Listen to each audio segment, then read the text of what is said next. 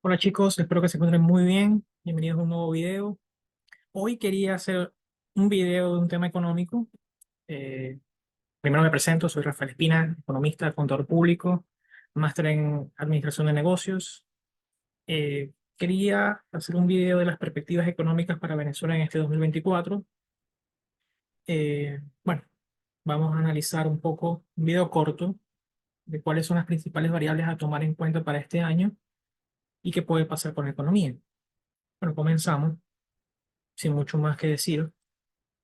Eh, bueno, tenemos una escuela de pensamiento que está de moda debido al triunfo de Milei en Argentina, la escuela del pensamiento austriaco. Vamos a utilizar como base esa escuela de pensamiento para hacer este análisis. Eh, Básicamente, esta escuela del pensamiento económico lo que hace es tomar la acción humana como base fundamental del orden económico, del orden espontáneo que se da entre los individuos, cuales intercambian derechos de propiedad como un proceso de cooperación social. Eh, bueno, Estos referentes serían Ludwig von Mises, quien fue el creador de la teoría, y Friedrich Hayek, así como otros pensadores. Esto tiene premisas fundamentales y defienden unas ideas que van del derecho a la vida, la libertad, la propiedad privada y el principio de no agresión.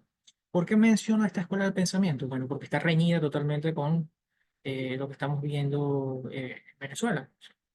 Venezuela, a pesar de que ha habido en los últimos años mayor actividad económica por la dolarización, o más estabilidad, no mayor económica, no mayor actividad económica, pero sí más estabilidad, podríamos decir que todavía Venezuela es una economía hiperregulada, una economía que está basada en la intervención estatal, con altos impuestos, con altas regulaciones, y que el Estado domina el escenario, digamos, de la asignación de recursos en la economía, lo cual distorsiona y va en contraposición a este modelo de pensamiento económico austríaco que pone al individuo por encima del colectivo. En cambio, en Venezuela se coloca el colectivo por encima del individuo, lo cual, bueno, cuando colocas ideas colectivistas, vemos que se distorsionan ciertas variables de mercado, eh, lo cual termina perjudicando eh, actividad económica e interviniendo en los contratos de, digamos, de libertad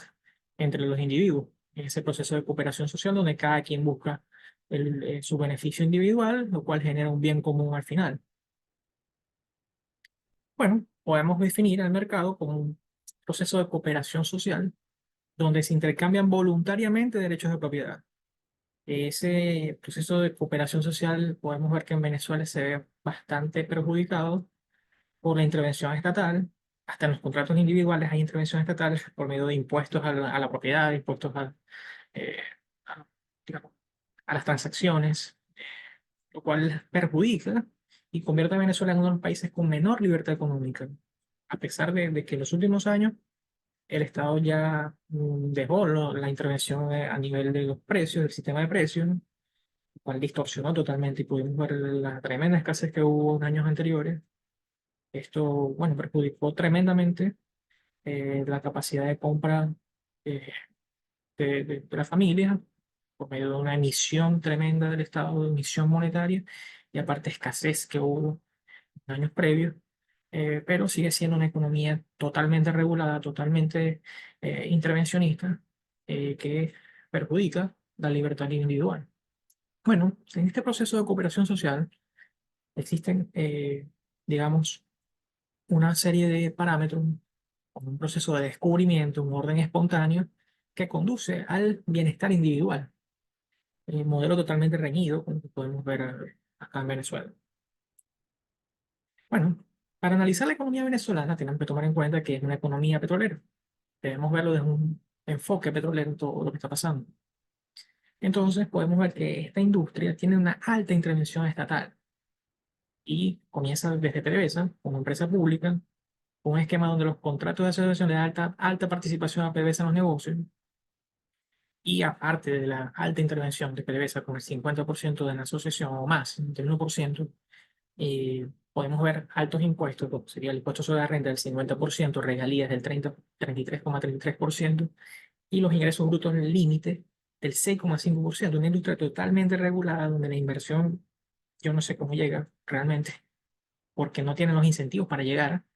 Sigue siendo rentable, pero de manera no tiene los incentivos para que lleguen las inversiones necesarias en el sector donde se tiene que regular totalmente para que lleguen las empresas, más posibles empresas que puedan llegar y que el mundo se vea, digamos, tentado a invertir en esta economía.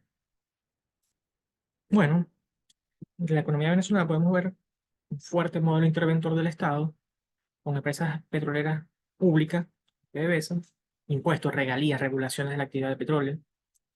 Bueno, recién alivio de sanciones pudimos ver que la producción pasó de 400.000 barriles a 850.000 barriles y bueno, una demanda mundial que ha estado estable y en crecimiento, con precios promedio de $80 el barril.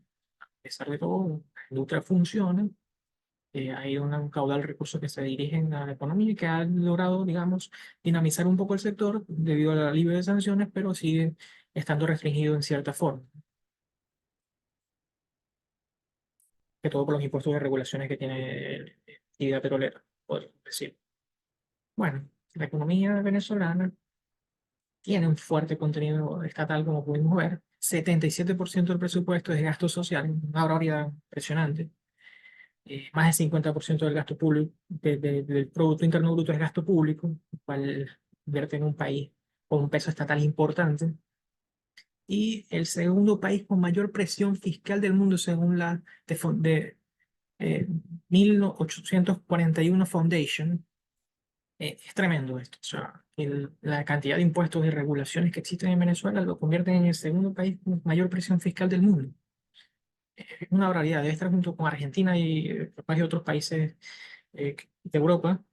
Y está en el índice de libertad económica en el puesto 174 junto a países como Zimbabue, Irán, Cuba y Corea del Norte. O sea, una economía que a pesar de los últimos años ha dinamizado un poco más la actividad y un poquito más de libertad con, digamos, abandonamos el control de precios, abandonamos el control de cambio, pero sigue estando como una de las economías menos libres del mundo y de ahí los índices digamos, de pobreza que tenemos, ¿no? No hay libertad para los contratos individuales, ¿no?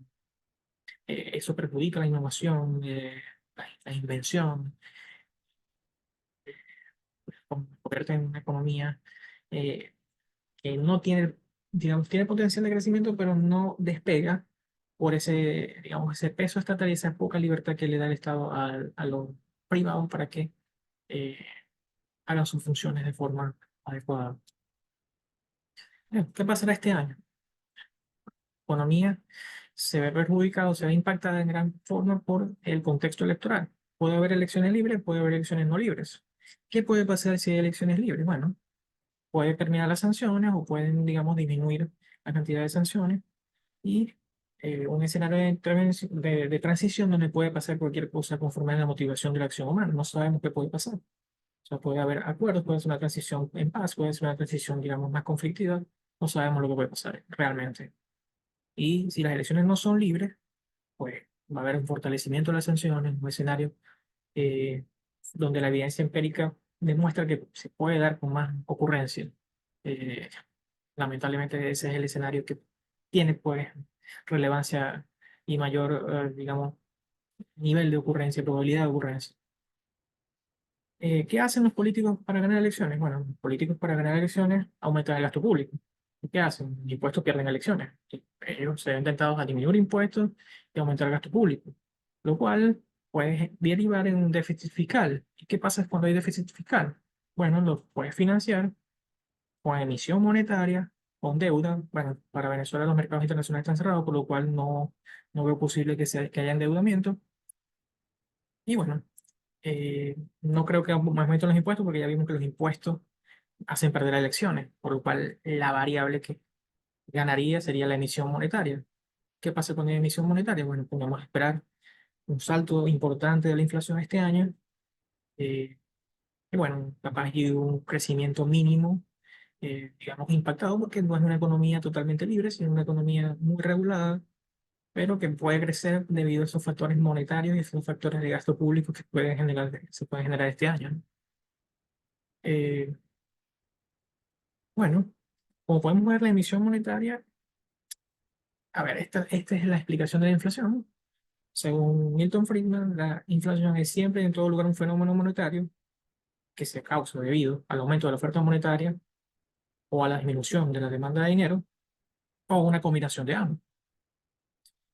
Para esto se instrumentan, digamos, eh, un set de políticas monetarias para evitar que esto pase. En Venezuela hay un caje legal que, digamos, la cantidad de reservas que los bancos deben tener en sus bóvedas, que no pueden movilizar a través del crédito. Se puede dinamizar la economía debido a ese encaje legal, alrededor del 73% más o menos, y en términos reales casi llega al 100%. O sea, en esta economía no hay crédito, por lo cual está, digamos, anclada a no estar o condenada a no crecer de la manera como debería crecer una economía del tamaño histórico de Venezuela, que estuvo compitiendo con el tamaño de la economía argentina, más o menos. Bueno, un encaje legal del 73%, en teoría y en la práctica casi el 100%. Esta situación de encaje legal y de restricciones al crédito bancario está generando una sobrevaluación de la moneda. ¿Qué pasa con una sobrevaluación de la moneda? Bueno, que hay un exceso en el mercado de cambio, un exceso de demanda en el mercado de cambio y una sobreoferta en el resto de los mercados en la economía.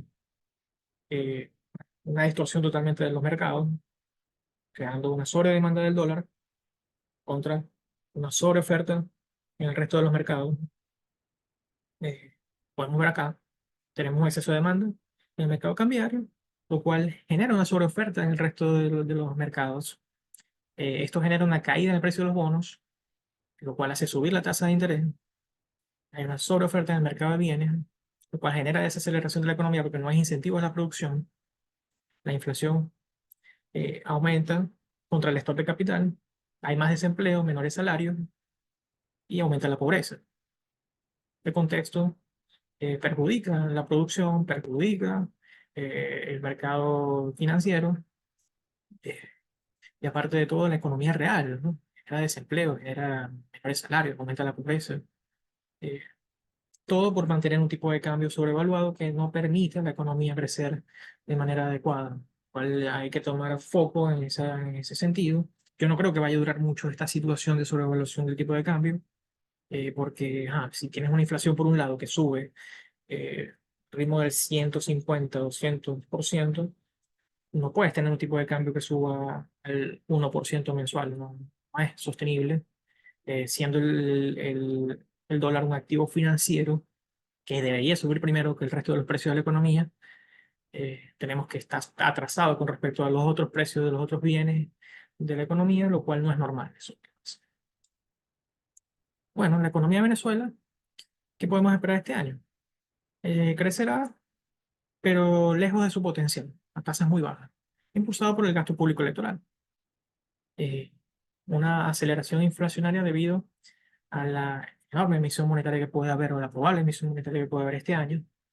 Eh, bueno, que se ajuste el tipo de cambio, como dijimos, porque es el activo financiero que primero sube, o sea que el dólar es el primero el primer indicador de precio, la primera referencia que sube con respecto al resto de los bienes de la economía. Y bueno, postelectoral podemos ver una posible revisión de las sanciones. Si hay elecciones libres como vimos, puede haber una caída de la producción de petróleo, las ventas se pueden estancar, las ventas minoristas, lo cual igual hay oportunidades, ¿no? Mercados más que todo de consumo masivo, economía de subsistencia, podríamos digamos, decir que los esfuerzos se dirigen al consumo de bienes masivos más que todo.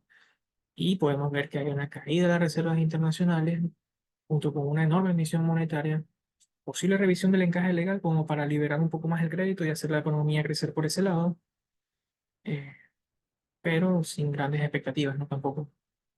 Una gran aceleración inflacionaria con respecto a 2023, que tuvo, digamos, los amarres monetarios muy importantes. Este año se necesita que esos amarres, digamos, se suelten un poco más y que la economía sienta el impacto porque hay elecciones. O sea, la economía, los políticos quieren que en elecciones la economía crezca para ellos reelegirse. Entonces lo que hacen es aumentar el gasto público, disminuir los impuestos, eh, no veo una disminución de impuestos posible, pero sí que se mantengan constantes. Pero el gasto público sí va a ir aumentando y podemos ver que la emisión monetaria también va a aumentar. Una disminución posible del encaje legal que genere este proceso de multiplicación monetaria de la base monetaria, lo cual presiona la inflación, subida de la inflación, lo cual dispara los precios. Primero, el primero que se dispararía es el precio del dólar, el precio del tipo de cambio. Bueno, ¿qué pueden hacer las familias y las empresas en este contexto? Crear un fondo de reserva, 6 a 1 año de gasto corriente, comprar oro, acciones de empresas americanas, revisar siempre esquemas de posible reducción de costos y el efecto del aumento de los precios de sus productos. A ver, tienen que tentar el mercado a ver si todavía con precios un poco más altos estos siguen comprando, ¿no? Si son bienes inelásticos, ¿no? Beneficia mucho que sean bienes de consumo masivo y que sean inelásticos para que, digamos, eh, su empresa se ha beneficiado más que todo de un aumento de ingreso vía aumento de precio. Eh, Invertir en criptoactivos, hay una importante, digamos, oportunidad. Explorar el mercado venezolano haciendo foco en los bienes de consumo masivo y registrar la mercancía que más rota, es decir, comprar mercancía que se venda rápido. Eso es fundamental, ¿no? Y dirigir las compras por esa vía. Y bueno, este ha sido el análisis. Espero que les haya gustado. Un video corto, como dije. Pero bueno, espero que haya servido para tener más o menos un contexto de lo que puede pasar este año en la economía venezolana. Y bueno, nos vemos en un próximo video. Chao, chao, chicos.